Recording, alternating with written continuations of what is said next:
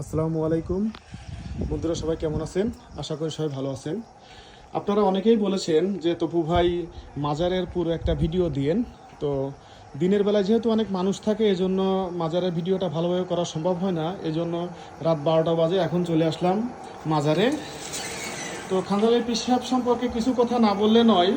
খানজান আলী পীর সাহেব উনি মূলত পারস্যের বাসিন্দা ছিলেন। উনি পারস্য উপমহাদেশ থেকে এসেছেন। উনি সেখান থেকে এসেছিলেন দিল্লিতে। দিল্লি থেকে বেনাপোল হয়ে আমাদের বাগেরহাটে তার সর্বশেষ স্থান এখানেই ছিল।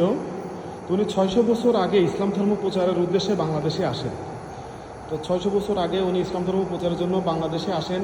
ওনার জীবন আমলে উনি 360টা দিঘি এবং 360টা মসজিদ খনন করেন।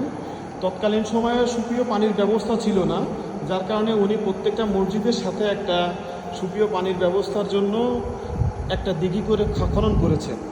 তো এইটা দেখে অনেক মানুষ ইসলাম ধর্ম গ্রহণ করেছে। কারণ আমাদের রাসূলের জীবন আদর্শ যদি আমরা দেখি, যে আমাদের রাসূল পাক সাল্লাল্লাহু আলাইহি ওয়াসাল্লামের সততা এবং তার ন্যায়নিষ্ঠা দেখে সে কখনো আমানতের খেয়ানত করে নাই, কখনো কারো গীবত করে নাই। তাকে কাফেররাই আলামিন উপাধি দিয়েছিলেন, তখন সে নবুয়তি পায়নি।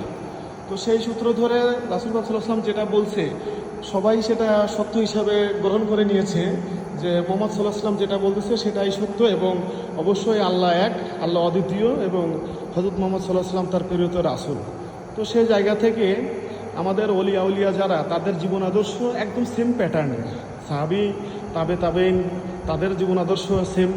কিন্তু আজকে আমরা যেটা দেখি যে মানুষ কি করে সেটা সে বিষয়ে না বলি। তো খানজান আলী পীর সাহেব সম্পর্কে যেটা বলতেছিলাম, উনি 360টা দিঘি এবং 360টা মসজিদ খনন করেছে। এবার আপনাদেরকে বাইরের সাইডটা দেখাবো।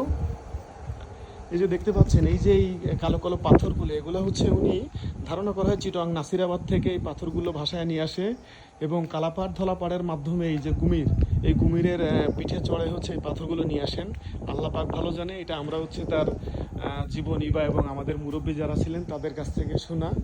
এই হচ্ছে তার প্রধান খলিফা ছিল পীর মুহাম্মদ আবু তাহের, তার মাজার এটা। আমরা এই পাশে চলে যাই।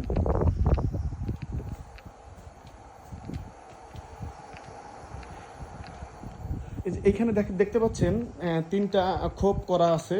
এইখানে হচ্ছে মহিলাদের ইবাদতের স্থান, এই একটা, এই মাঝে একটা, ওই পাশে একটা।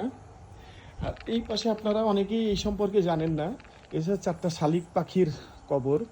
এই 4টা শালিক পাখি দিয়ে হচ্ছে খানজান আলী পীর সাহেব তার বার্তা আদান প্রদান করতেন। যে কোনো চিঠি বা বিভিন্ন স্থানে চিঠি পাঠানো বা চিঠি আনা নেওয়া করতেন এই শালিক পাখির মাধ্যমে। এই যে 4টা পিলার দেখতেছেন,